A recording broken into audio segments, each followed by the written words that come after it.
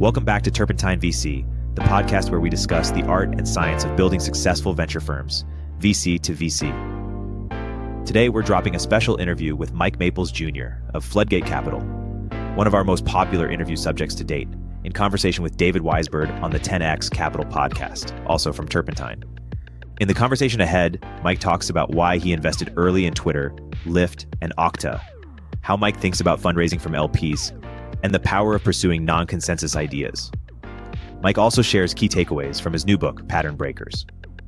I definitely encourage you to subscribe to 10X's podcast, which interviews the world's leading institutional investors like the Ford Foundation, CalPERS, and more.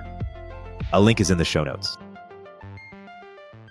Mike, I've been really excited for this conversation. I've prepared quite a bit. Welcome to the 10X Capital podcast. Thanks for having me. I've been looking forward to it too. It's a different subject line that I'm used to, so those are always fun. So let's get started. So I see in the back you have your new book, Pattern Breakers. I want to jump right into it. Where do breakthrough companies come from? One of the things that I've learned over time, and it's been a series of humbling lessons, to be honest, is that a startup capitalist is a different type of capitalist.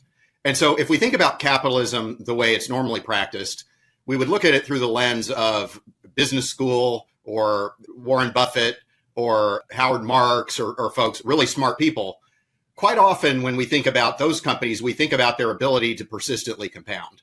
So like Benjamin Graham was talking about Geico, like in the 30s or in the 40s. And basically it's persisted today as still a pretty good business, doing business much the same way it always has.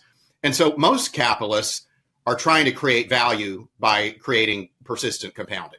And they create competitive advantages, like economies of scale, network effects, things like that. And they create barriers for their competitors. Startup capitalist doesn't do any of those things. So startup capitalist creates value not by persistently compounding. Startup capitalist creates value by changing the subject. So business is never a fair fight. The only question is who gets to fight unfair. And the default assumption is that the present will fight unfair. The status quo will fight unfair. The incumbents will fight unfair. If the startup doesn't do something to change the rules and force a new playing field, the incumbents will persist. And so why does that matter for venture capital? A venture capitalist's job is to invest in startup capitalists who are going to propose radically different futures. The reason that I called it Pattern Breakers is most of the time we just go about our normal patterns of how we think, feel, and act. And as long as that happens, the future is an extension of the present. But in a startup lens, you need to break the pattern. You need to impose new rules. And what the startup capitalist does is rather than forecast from the present going forward, they backcast from a radically different future and they move people to that different future of their design. And so when we invest in a startup, we're investing in something different than a normal company. We're investing in the power of an idea to change the future and the power of the founders to make that different future real. Presumably this is non-incrementalism, so it's non-iterative, it's revolutionary. So give me some examples of that. Pattern breaking doesn't have to just be in startups. Like for example, the Tesla Cybertruck, I would say is a pattern breaking product. Now, some people in your audience may think that the Cybertruck is ridiculous or that it's stupid or that it's ugly or whatever. Some people love it and think it's just like totally righteous truck. But nobody ever looks at a Tesla Cybertruck and says, so how does that compare to F-150, right? Like nobody ever says that. And so like a startup fails or at least sub-optimizes when it plays the comparison game. I call it the comparison trap. And so a startup needs to force a choice and not a comparison. You could be on team F-150 or you could be on team Cybertruck, but you can't really reconcile those two things. And so like I like to say, if you're a startup founder, if everybody in the world is selling apples, you don't come to the market with a 10 times better apple. You want to be the world's first banana. And you want to say, look, if you value the advantages of bananas, I'm the only person who has them. If I can't convince you to want bananas, that's okay. You're not ready to join my movement. I need to go spend my time with the people who are prepared to join my movement. And so like startups win when it's like you have to choose, when you defy comparison completely. Lyft, nobody ever took a Lyft for the first time and said, so how does that compare to taxis? And so, you want to have something that can't be reconciled with anything that's come before it. You were in Lyft early, but you were also in Twitter. To me, it's a very counterintuitive idea. What did you see in Twitter, and explain your thought process and how you went about evaluating a company like Twitter? Yeah, and I think I was pretty lucky with Twitter. I'd invested in the prior company, Odeo, and Odeo didn't work out. And one day Ev tells me, this isn't going to work. I'm going to give everybody their money back. And so I was like, look, you don't owe me anything. I took a risk. You win some, you lose some. And Ev said, well, not everybody feels as you do. Some of my investors are kind of disenchanted, and I figured it would be better if I just gave everybody their money back. So would you just please take it? I said, well, under one condition, if you'll let me invest in whatever your next thing is. So he says, I'm working on this idea. We're deciding whether to call it TWTTR or voicemail 2.0. And I'm like, okay, well, what does it do? And he says, you say what you're doing. And in 140 characters or less, because we want to be able to do it with text messaging. And I'm like, okay, cool. What else does it do? And he said, it doesn't do anything else. That's all it does. And I said, what's the roadmap? And he goes, there is no roadmap. And what's the revenue model? There is no revenue model. And I'm like, Ev, why do you think this is even a product, much less a business? And he says, I have no idea if it's a product. We're still tinkering with it. But, I figured that when I did the blogger software before Odeo, 1 million people wrote blogs. Podcasting was kind of hard. It was hard for people to upload their audio. It was hard for people to syndicate in feeds. And so I thought I'd go in the totally opposite direction and do these microblogs. And I figure if 10 million people do microblogs, then the burden of proof will be on the people who are negative. And so I thought, okay, that sounds good. And so I said, I'd love to invest. But he's like, well, there is no investment right now. There's no company right now. So I took the money back, and then Twitter blows up at South by Southwest. And I'm like, oh my gosh, I'm gonna lose out on this thing. It's gonna drift away, and I'm not gonna get to invest in it. And then one day, Ev, to his credit, calls me up and says, "Did you mean it when you said you wanted to invest in Twitter? Because if you want to, we've decided we're gonna raise some money. Now's the time." And so he, let me invest in Twitter. It was a very hotly contested round. Everybody was excited about it at the time, but he's kept his word twice, right? He gave me my money back, and then remembered me to have another shot at it. And he didn't have to do that. He certainly didn't need me by that point, right? He had a lot of excitement and enthusiasm around it. Can you explain kind of from a first principles basis how you could invest into something that may not even be not only a business, but a product? Yeah. So here's the thing that I think I've come to understand. And I would like to emphasize that a lot of what I'm about to describe is from error more than success, right? So, or just luck. So about 10 years ago, Twitch was acquired for $970 million by Amazon. And you'd think that's a good thing, but I'd forgotten I was a shareholder in Twitch. And so I'd invested in Justin TV, and it had morphed into two companies, into SocialCam and Twitch. SocialCam got bought by Autodesk, and I figured that was the company. I figured that's the reason they split these things up. They wanted to sell SocialCam. So I end up having to go to my LPs in Fund 1, and I say, hey, look, I'm really sorry, but we've got this exit Twitch, and it's not in my financials. I haven't, in my audits, I didn't mention it. But it does turn out we made 84 times our money. Should I restate my financials? And everybody's like, nope, we're good. Just send me the money. We're fine. Some people sent me champagne and stuff like that. But it was a little unsettling because that same week I helped a founder shut his company down, and he would have been most likely to succeed. He'd done the business model canvas. He'd done all the best practices you're supposed to do. And he would have been a Harvard Business School case study, except for the fact that he'd failed. And then I thought about it some more, and I noticed that more than 80% of our exit profits had come from pivots. And so I'm like, what am I even investing in? Why is it that, and this might resonate with some folks in the audience too, right? Why is it that some companies that seem to do all the right things still fail? And why is it that some companies that don't seem to implement any best practices achieve breakthroughs? And so I started to think maybe I'm just a lucky fool. Nassim Taleb in Fooled by Randomness has this character who's a lucky fool who attributes his success to something he knew when he didn't really know anything. And I thought maybe that's the case here. And so I spent some time in this rabbit hole trying to figure out why do some of these startups break through. And that's kind of what led to kind of the conversation we're having in the Pattern Breakers book, is kind of the realization that there were forces that an entrepreneur uses to change the future that are more subtle than most realize. If 80% of your capital return came from pivots, then you are exclusively investing in the founder, or are you investing into something that could pivot into something more meaningful? Here's what I came to realize, that breakthrough founders, because they need to change the future and because they need to break patterns, they need to think different and act different. And thinking different involves three fundamental things. The first is harnessing inflections. And an inflection is basically a change event that can provide radical empowerment, right? So like in the case of Lyft, for example, the inflection was a GPS locator chip in the iPhone 4S. So the inflections happen external to startup. Inflections are important, though, because inflections are the thing that allows the founder to bend the arc of the present to a different future. So what we want is to harness a specific type of empowerment that radically overturns established norms of how things are done. And so then the next thing that we look for is what we call an insight. An insight in the case of Lyft would have been, oh, that means you could do Airbnb for cars. You could have been right about ride sharing networks. But if you tried to implement one before the iPhone 4S, it wouldn't have mattered. You wouldn't have been able to provide the capabilities to people because you couldn't locate people algorithmically. So the inflection is this turning point in time where all of a sudden a new thing is possible. And the insight is what the entrepreneur, through their creativity, comes up with, invents to harness that inflection. And usually something about the insight is non-consensus and right. And so the non-consensus thing about Lyft was, are people going to want to get in a stranger's car? That seems kind of crazy. But, we had seen that they would with Air Bed and Breakfast, which we'd foolishly passed on because we thought you wouldn't want to stay in a stranger's house. So those you and the rest of Silicon Valley, to be fair. Yeah, oh yeah. I mean, it drives me crazy to think of how much money I'd have made if I'd said yes to Airbnb. What's interesting there is in no case did I mention the product. Lyft started out as Zimride, and Airbnb started as a WordPress site where the host and the guests stayed together at the same time. And so Zoom started out as a thing called SASP, which was going to be a consumer product. And so the product itself in the seed stage, I like to say, is a reference implementation of the insight. The implementation can change, but the insight should not change. So the insight is what gives the startup the power to change the future.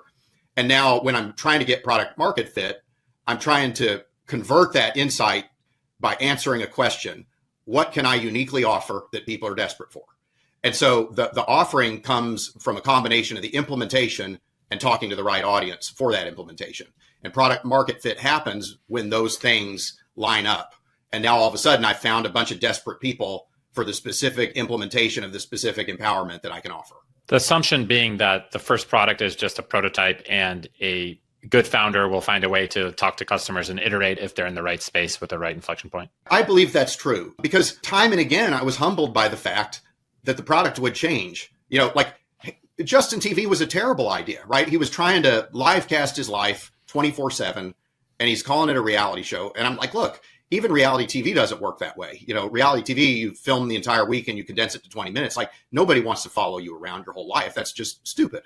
But he was doing some really impressive things to make it work. It was hard to stream live video on the internet at the time, especially if you were out of a coverage Wi-Fi zone. And so Kyle Vogt, who was a co-founder, had created this backpack full of EVDO cellular that would combine with live streaming on the internet. And so fortunately, I had the instinct to think that Justin and his team would turn it into something.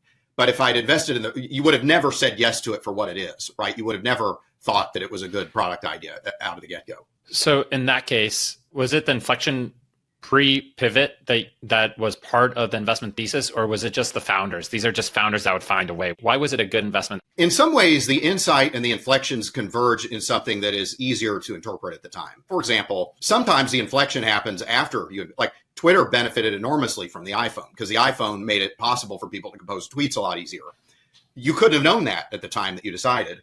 So there's another term that I really have affection for. I call it founder future fit. Justin Kan, it turns out, I didn't realize it at the time. I was probably lucky.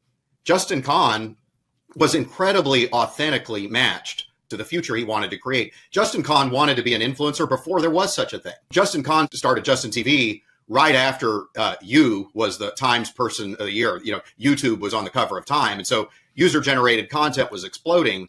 And more people wanted to express themselves. And if you could ever pick a person from central casting to want to do that, it was Justin Kan at the time. Eric Yuan, when he started Zoom, had been at Cisco WebEx working on video conferencing software for 10 years. And so if you'd evaluated his initial product and made your decision based only on that, you would have missed the fact that he thought about video conferencing all the time for 10 years. Mark Andreessen, when he came up with the Mosaic browser, he was living in a time machine. He was at the University of Illinois in a supercomputer lab trying to make the internet useful, and the internet had just been made legal for business. So everybody thought the digital superhighway would be built by big companies or the government. And here's a guy making minimum wage in a supercomputer lab. He doesn't even know enough about business to know that that's supposed to happen. He's just tinkering with the new technologies of the internet. And he wasn't trying to solve a market problem. He was just making the internet useful for him. And so he's solving his own problem. So he had good intuition about what to build.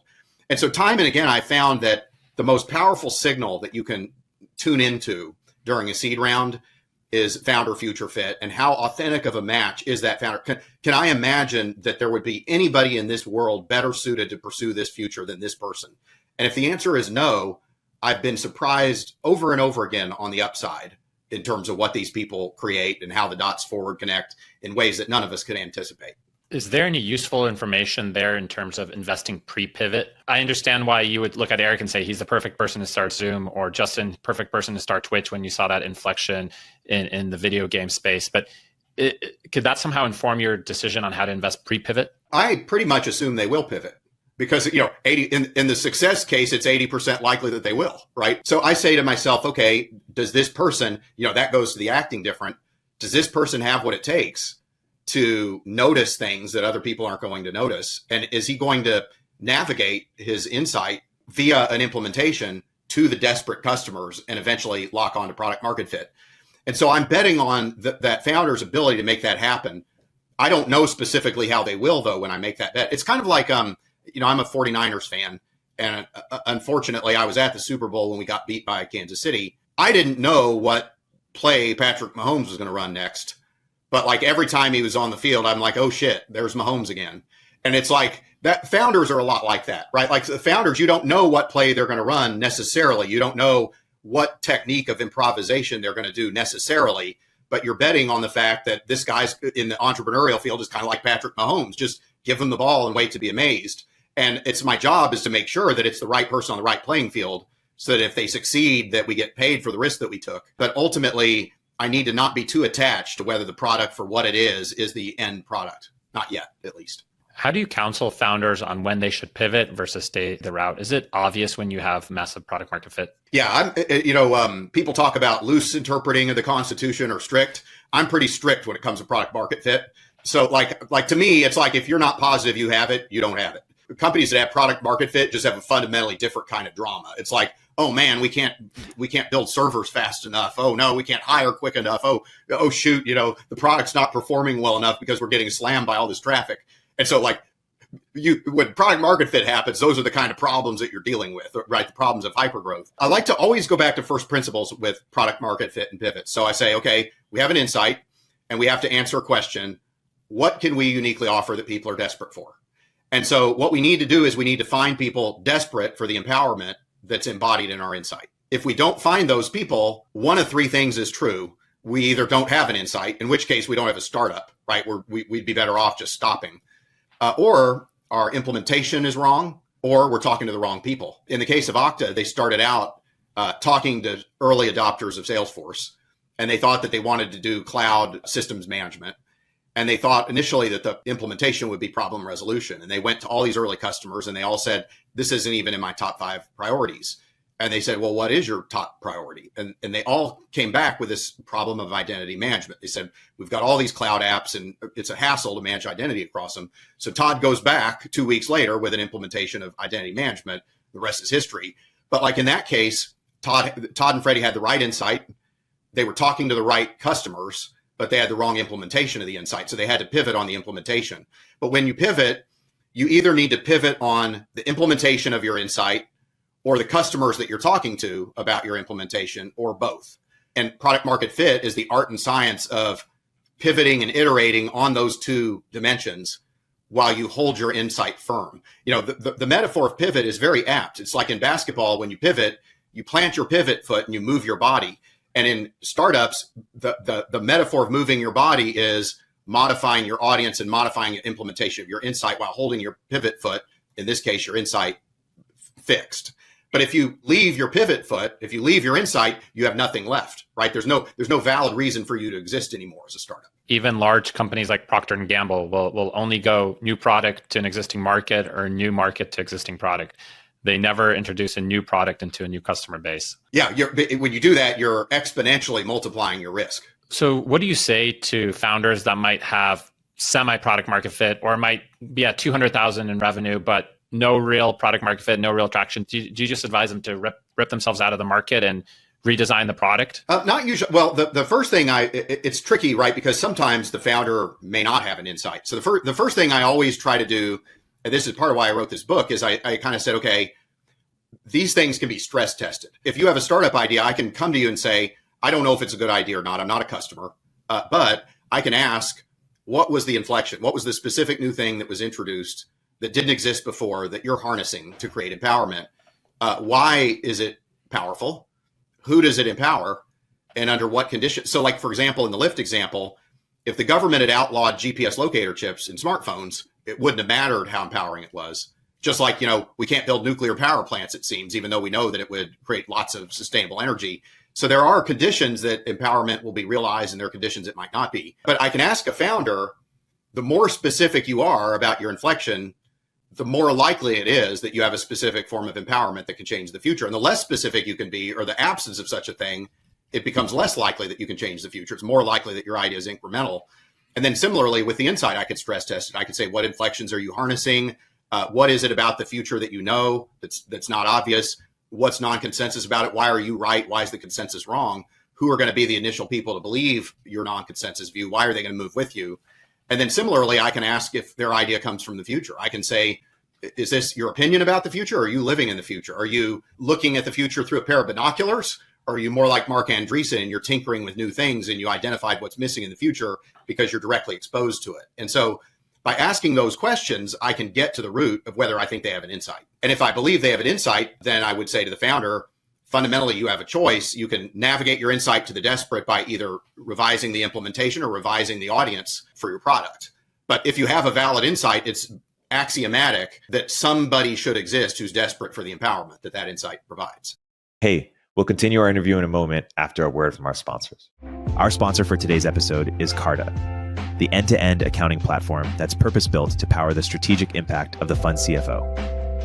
For the first time ever, private fund operators can now leverage their very own bespoke software that's designed from the ground up to bring their whole portfolio together, enabling formations, transactions, and distributions to flow seamlessly and accurately. The end result? A remarkably fast and precise platform that empowers better strategic decision-making and delivers transformational insights on demand, timely K1s, holistic fund performance data, and so much more. Come see the new standard in private fund management at carta.com/investors. That's carta.com/investors. AI might be the most important new computer technology ever. It's storming every industry, and literally billions of dollars are being invested. So buckle up. The problem is that AI needs a lot of speed and processing power. So how do you compete without costs spiraling out of control? It's time to upgrade to the next generation of the cloud, Oracle Cloud Infrastructure, or OCI. OCI is a single platform for your infrastructure, database, application development, and AI needs. OCI has 4 to 8 times the bandwidth of other clouds, offers one consistent price instead of variable regional pricing, and of course, nobody does data better than Oracle. So now you can train your AI models at twice the speed and less than half the cost of other clouds. If you want to do more and spend less like Uber, 8x8, and Databricks Mosaic, take a free test drive of OCI at oracle.com/turpentine. That's oracle.com/turpentine. Oracle.com/turpentine. I don't want to take any credit from John and Logan or even Travis and Garrett.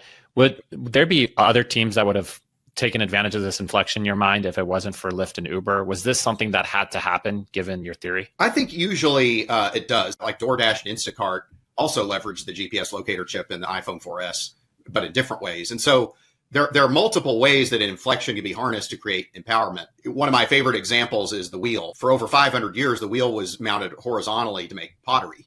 And somebody figured that, hey, maybe I can mount it vertically to propel wagons and other types of things. But the ability for the wheel to propel things existed for hundreds of years before some entrepreneur had the insight to harness that empowerment in a different way. And so just because an inflection exists doesn't mean you have that empowerment, right? The thing that's in our pockets right now might have an empowerment that we don't see, but that occasionally an entrepreneur is an outlier. Occasionally an entrepreneur sees what we don't see.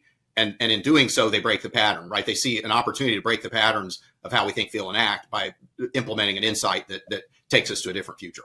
I think it's the television that was invented like 7 times within 2 months, once a couple technologies were produced. So cynic might say that, it's also, this new invention is also with some missing piece that wasn't there previously. I like to say all of it will happen someday. The question is just when and why now. And the inflections are a good way to diagnose the why now because they They help you understand the new thing that just happened that creates the conditions for a new thing that will happen. That's why the inflections are so important in all this. You believe that things like business models or distribution are not a good enough why now. It has to be a technological why now for it to be potential big business? Very often, the insight does embody something about the business model. Airbnb is a good example of this. Airbnb not just offered an empowering new product, but it was positioned differently. Hotels in the past, Four Seasons in Paris, very similar to the Four Seasons in Austin, Texas, or San Francisco. Brian Chesky forces a choice and not a comparison, right? He says, hey, you can go to the Four Seasons if you want, but if you're in Paris, wouldn't you rather live like a Parisian rather than be in the center hub of the city in a Four Seasons that looks like every other Four Seasons? Wouldn't you rather be like in a French apartment on the left bank that is from the 17th century for the same amount of money? Now, if you're Four Seasons, it's very hard to react to that business because like all of the work that you've done, the entire pattern of your business is predicated on providing a high quality, consistent experience across all of your properties. And so now all of a sudden what Airbnb does with their business model is they turn your biggest strength, they find the weakness in your strength, and then they turn it into a weakness. And so often the business model flows from the insight. And when you think about it, it kind of makes sense. If you have an insight about the future that's radically different, you're going to empower people in radically new ways. There ought to be a way for you to monetize that, right? If you provide a radical empowerment that people are desperate for, there should always be a way that they're willing to pay you. And you should always have at least the option to charge them in a way that's counter-positioned to the incumbents in the market. We discussed Steve Blank's quote that a startup is a temporary organization seeking a business model to one day be a company. Tell me more about that. Steve and I are very simpatico on this, right? What Steve helped me understand is that a startup literally does start at zero, and that a company has assets and advantages and moats and powers. And what a startup needs to do in order to create a breakthrough, there's what I call a breakthrough sequence. The first breakthrough is the insight. The insight answers a question, what do I know about the future that's powerful and not obvious? Most founders, unfortunately, skip that all together. They don't have a good answer to that question. And the problem is without an insight that's powerful enough, you're not going to offer a radically different form of empowerment. You're not going to be different enough. You're not going to force a choice. You're going to fall into the comparison trap. The next part of the breakthrough sequence is the product breakthrough. This is what everybody always talks about with product market fit. And the question we want to answer there is, what can we uniquely offer that people are desperate for? And there's a force multiplier. If the insight's powerful, we're going to be more able to offer something unique because only us will have that insight. And if it harnesses inflections and it's a powerful insight, we'll be able to find desperate people more likely because the difference between what we can offer and what the status quo offers is so ginormous, right? And so that's the product market fit phase. So once we have the product breakthrough, then we want to have the growth breakthrough. And in the growth breakthrough, we ask another question, which is how can we grow at an extraordinarily rapid and predictable pace to dominate the new category that we're defining? And so then and only then do we become a company. But in the early phases, the insight, product market fit, and growth, our value creation strategy is different at those moments in time. We're not creating value the way a company creates value. We're creating value by multiplying the effect of our ability to create this breakthrough. And it reminds me of like a Newton's cradle. The insight transfers energy into the product.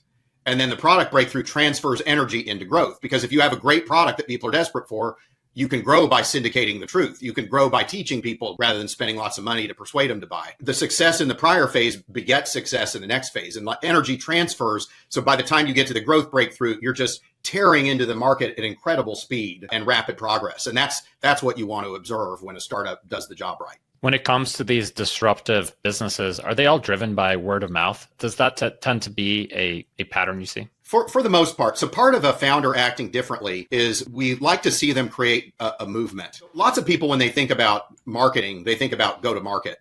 But a movement is a little bit different. A movement basically harnesses the passion of the minority against the tyranny of the status quo majority. And it creates an irresistible desire on the part of those early people to move to a different future. And movements are usually mentioned in the social arena, right? It's like Martin Luther King with civil rights.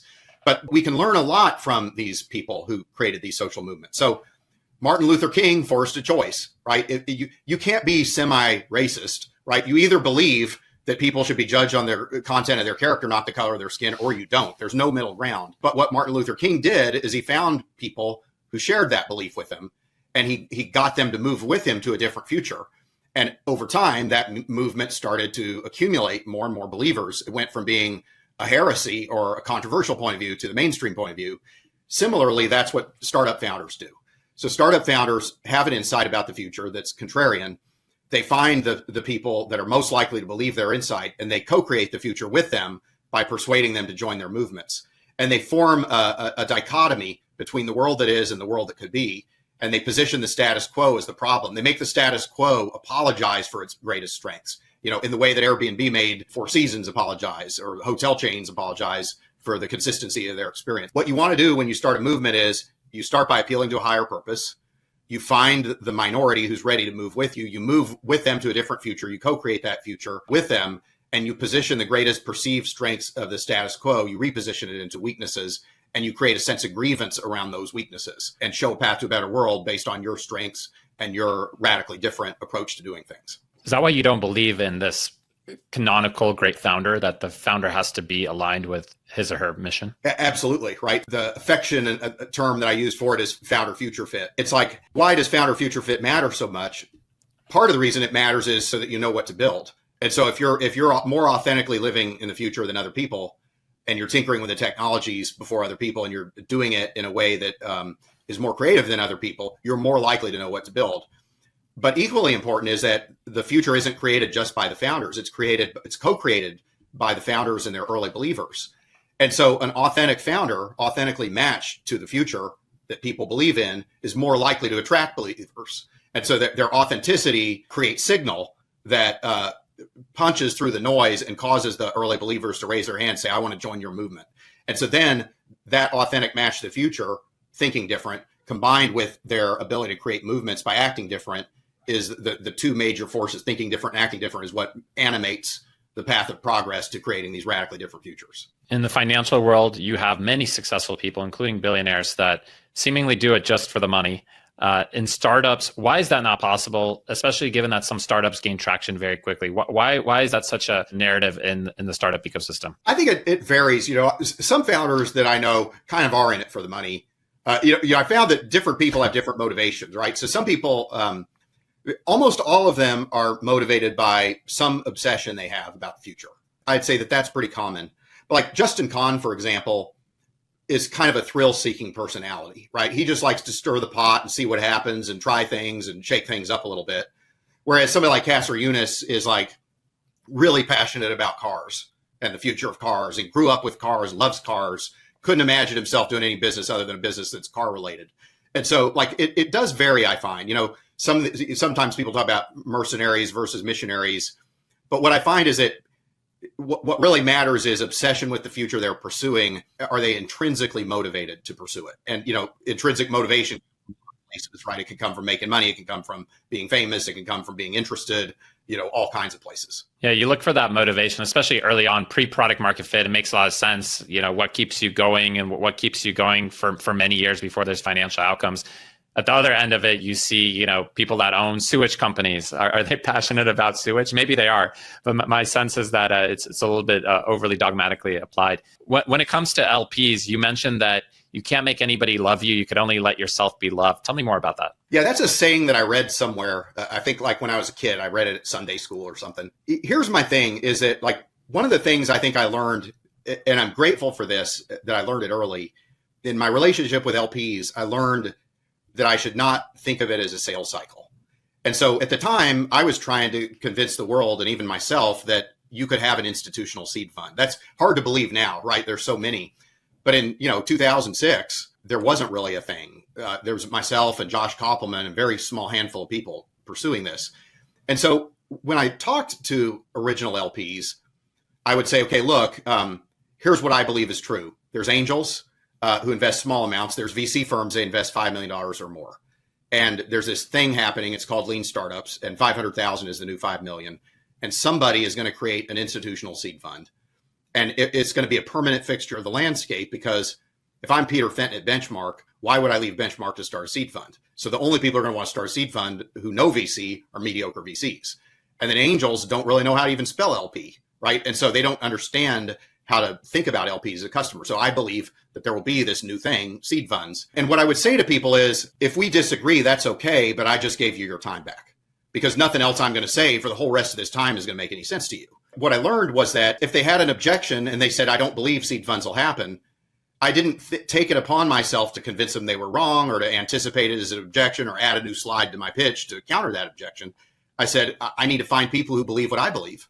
And we're going to co-create that future together. When I started to get to know Judith Elsey at Weathergage or Phil Horsley at Orza Bridge or a little bit later, Dave Swensen, the way I tried to approach him is I believe that there's going to be a new category of funds in this world. I believe we can be one of the first and the best at it, but we need to co-create this future together. We need to all collectively believe that set of beliefs. Don't do this just because you want to buy low, sell high, because I'm going to come back to you and I'm going to, because we have this shared belief about the future, I'm going to always be trying to learn what you're seeing, how your belief is being animated potentially in different ways than mine is. And so startups are a lot like that too, right? It's like people are animated in the early innings by shared belief in a different future. It's a very different way of approaching LPs, right? So like I never meet a new LP when I'm fundraising, ever. I only want to raise money from people who've already decided they want to invest. And when I meet new LPs, it's never under the pressure of fundraising, because then I can just talk to them about how I see the world. And we can see if we have a values match or not. And if we don't believe the same things, that's okay. You can't make everybody love you. You can only let yourself be loved, right? You want to find the people who have similar values to you. And so you're not selling them on investing. You're engaging them in a shared call to a venture, to change the future. That's kind of what I look for in the LPs. And I think most managers would be better off if they looked at it that way, if they looked at it not as a sales funnel. How do you reconcile that? There's a saying, there are no dumb students, only bad teachers. I might be butchering it. So how do you reconcile you're advocating for this entire new asset class? Certainly not everybody's going to get it right away. What's the nuance there in terms of how much are you willing to be a missionary for a new idea versus how much do people have to have those views already before you sit down and talk to them? I think quite often I find that early believers kind of had an intuitive sense of it before they met you. Usually they've kind of got a feeling in their bones that something needs to change. They've seen things that are unsettling to them. So like, I think when I met Phil Horsley, in hindsight, I realized he was looking for new ideas. He felt that venture had stagnated. He felt that, it needed to be reinvented in some ways, and that we kind of needed to get back to what venture was good at, what it had succeeded at in the 90s. So I do believe that most people have a sense of what they believe. And so a lot of times it's the founder's job to put a voice to that belief and sort of animate that belief in a new way to unlock it. I don't think this is unique just to myself, but like what I've learned is that there can only be one you. If you are your most authentic self, it's a little bit like founder future fit, right? If you are your most authentic self that you can possibly be, you can't be any better than that. Like, you can't do better than your best. And so like what I've sort of come to realize is that the way to be hard to compete with is to be the best version of you and to do the best you can at what you do, and to just be real about that with people. And it's like they either gravitate to what you can do and what your comparative advantage is, or they don't. But I don't think you're going to convince people by trying to be something you're not. You're almost always better off saying, return to being your best self is the true north, and being, self-aware enough and humble enough in many cases to know what that looks like. How do you operationalize that? You are creating a new asset class. There's only so many people with those unique insights you mentioned. Phil Horsley, he was on the ground seeing so many deals. Dave Swensen, arguably one of the greatest LPs in history. It might have been very intuitive to them, but maybe there wasn't certainly not thousands, but maybe not even 100 people like that. Hey, we'll continue our interview in a moment after a word from our sponsors. Hey everyone, Eric here. In this environment, founders need to become profitable faster and do more with smaller teams, especially when it comes to engineering. That's why Sean Lenihan started Squad, a specialized global talent firm for top engineers that will seamlessly integrate with your org. Squad offers rigorously vetted top 1% talent that will actually work hard for you every day. Their engineers work in your time zone, follow your processes, and use your tools. Squad has front-end engineers excelling in TypeScript, React, and Next.js ready to onboard to your team today. For backend, Squad engineers are experts at Node.js, Python, Java, and a range of other languages and frameworks.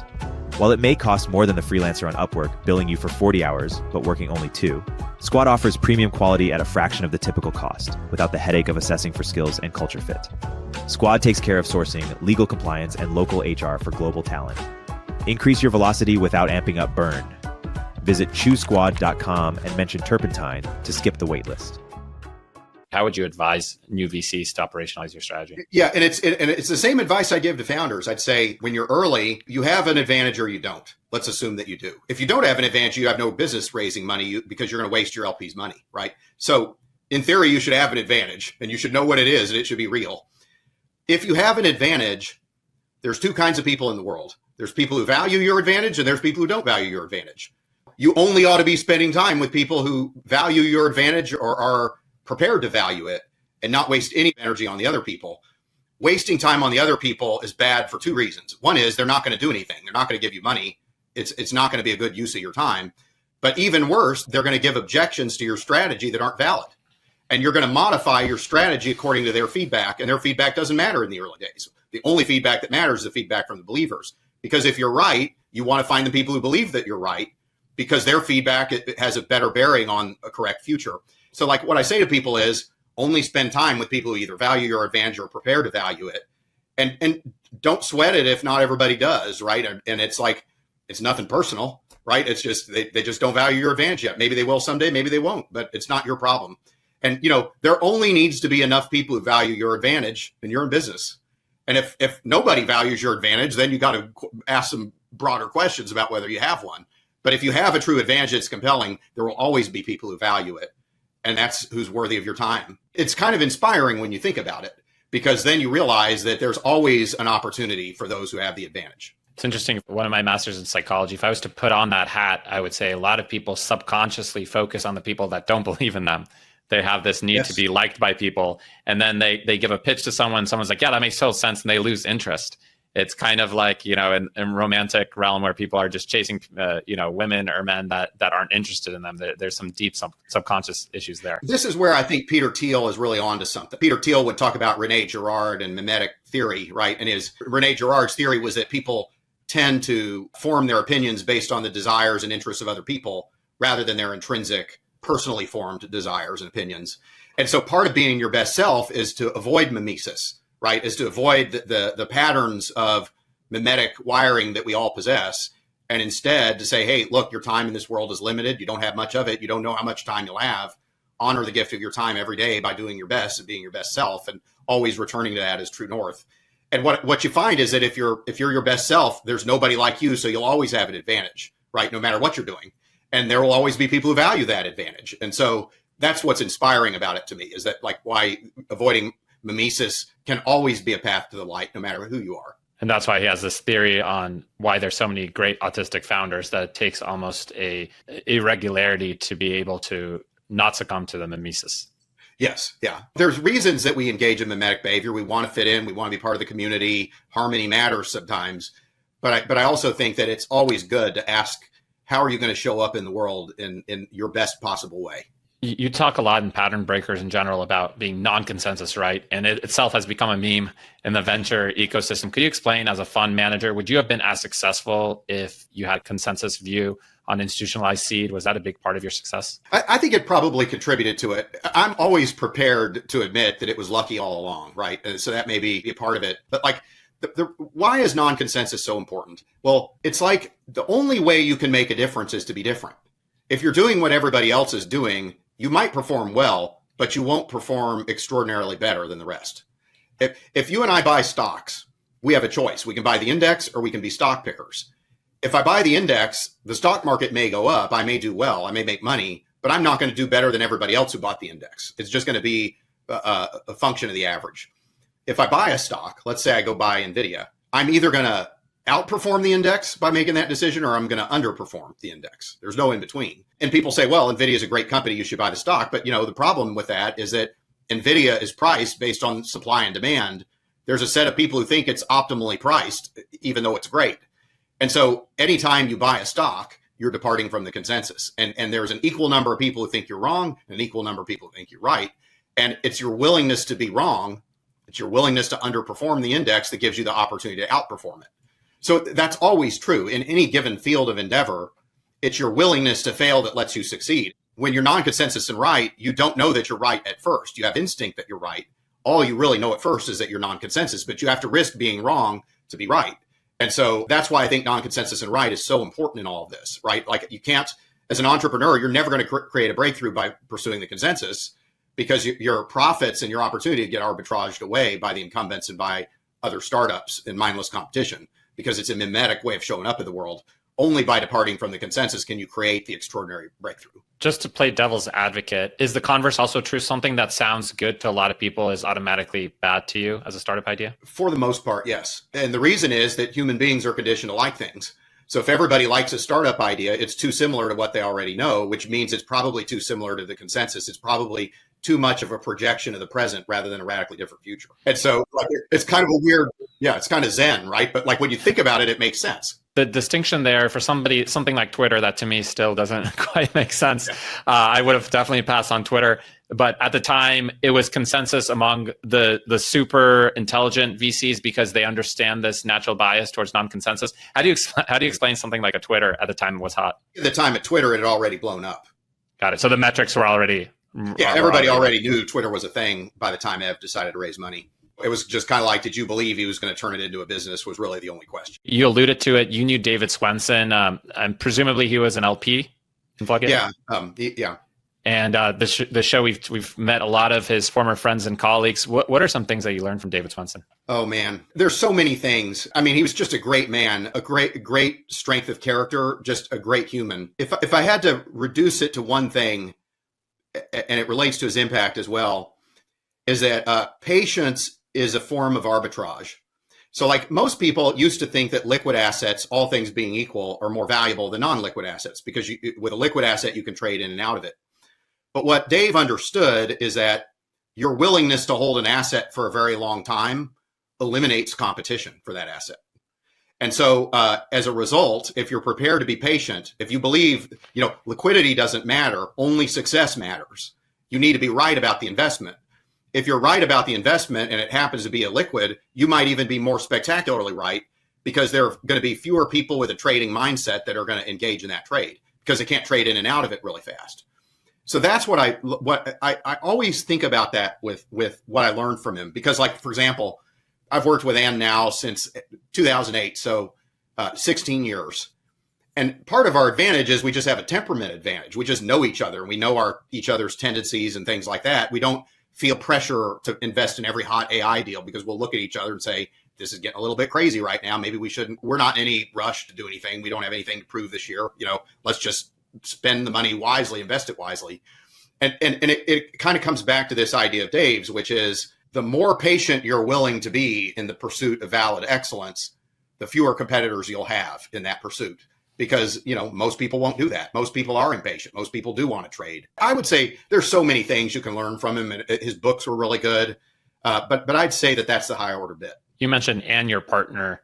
Is that part of a good partnership, somebody that is able to be strong where you are weak so that together you guys kind of bolster each other? And talk to me about that. Ann is probably more disciplined than I am, probably more focused, probably more horsepower, smarts wise, better at analysis than I am. I tend to be a little bit too optimistic, but sometimes I'll have really good creative ideas. But the thing I think that we have in common that's more important is I think we just have very similar values. I think that we care about similar things, both in our professional and personal lives at our respective homes and stuff, and our kids are friends. And I've appreciated the fact that, one time we closed a fund and it occurred to us, one of the lawyers said, hey, you haven't written down your carry split yet in the documents. And so we'd closed the fund before we'd agreed on how we were going to split the carry. And so we were just texting each other, what do you think it should be in this fund? We've never argued about that stuff. We've never had some type of a issue under the surface that caused problems between us. If we argued, it was just because we disagreed about something. It wasn't because we had a difference of values or different ways to go about something. I invented a new word. I call it reverse negotiation, where the best partners I've had, actually, we start negotiating against ourselves because we feel like the other party kind of deserves more. It's happened to me multiple times in my career. It's a great feeling all around. This is one of those businesses where if things go your way, you get overpaid. And so all of us can get what we need. It's just crazy. You see some of these firms blow up because partners argue over compensation. It's just the dumbest way to fail I can imagine. It's just crazy that people could let that happen. Do you see that as a lifestyle kind of benefit of working with a partner that you like, given I think a lot of people underestimate how much time they spend with their colleagues? Do you consider that a lifestyle enhancement of sorts? I think so. I think that there are some very smart people that wouldn't really fit at Floodgate, right? Because we kind of we don't want to succeed by just being conventionally smart, right? We always want to have some new idea to kind of some angle of attack, some type of a advantage, to go after seed. And so you have to have a little bit of quirkiness to do that. That's another thing I learned from Swensen, actually. Howard Marks wrote about it too. You want a portfolio that is, I think he called it uncomfortably idiosyncratic. And you actually want a partnership that's uncomfortably idiosyncratic, because if the partnership is too buttoned up, you start making consensus decisions. You need to have a partnership that is able to pursue the non-consensus idea, but not just non-consensus, wacky, stupid for its own sake, right? You have to find non-consensus things that work, but you have to have an organizational culture that encourages finding those things. And if you're not careful, you'll create a voting system in an institution, and you'll get bigger, and you'll start implementing processes that drift you towards being the consensus. A lot of your colleagues have grown and raised these mega funds. What was your thinking around keeping it small, relatively? I think that's just what we can be the best at, and that's what we enjoy doing. And maybe we could have raised more money, but just because we could doesn't mean we should. We can be perfectly successful and happy doing it our way. And so I don't expect that to change. It is funny though, sometimes when I talk to LPs, I'm like, yep, we're still a seed fund. Don't worry. We haven't done some major hard pivot to become some gigantic multi-stage kind of thing. We're still sticking to our knitting. Penultimate question. We discussed the advantage that accrues to people who know what they're looking for in the market. Tell me about that. And this is something that I think I learned from Buffett. Buffett has this idea that he calls your circle of competence. The circle of competence, if I had to reduce it to a statement, it's where do you know you have an advantage and actually have one?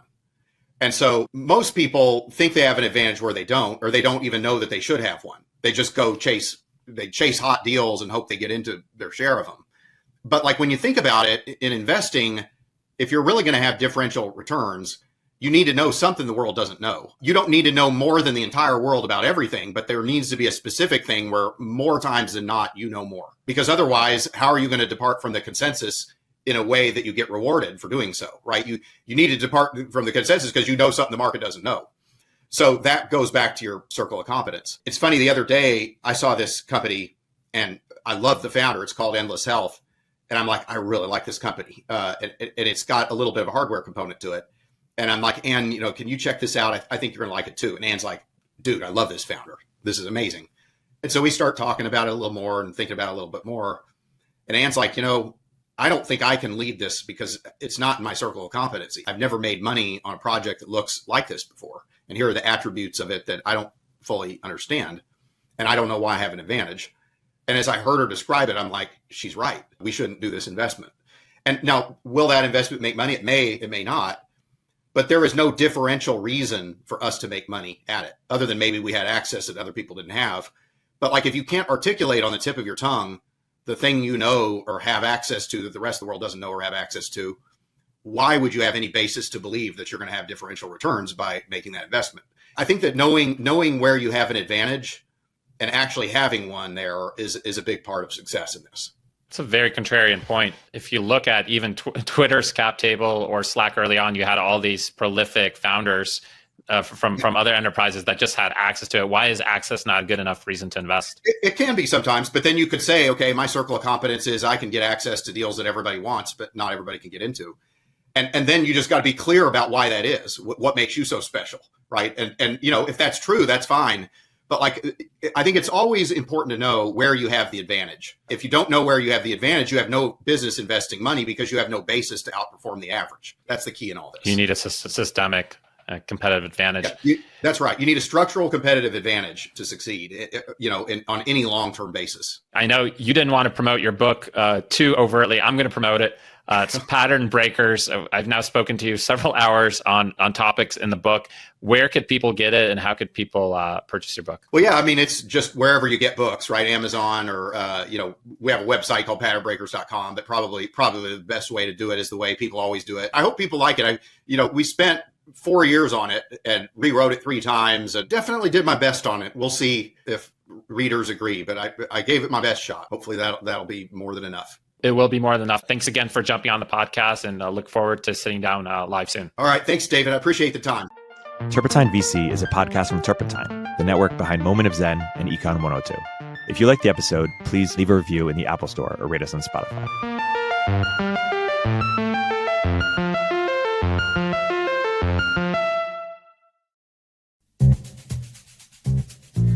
Hey everyone, Eric here. At Turpentine, we're building the first media outlet for tech people by tech people. We're the network behind the show you're listening to right now.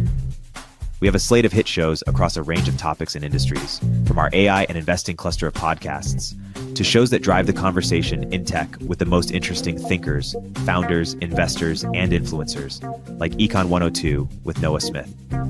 We're launching new shows every week, and we're looking for industry-leading sponsors. If you think that might be you and your company, email me at ericaturpentine.co. That's ERIK at turpentine.co, and let's partner together.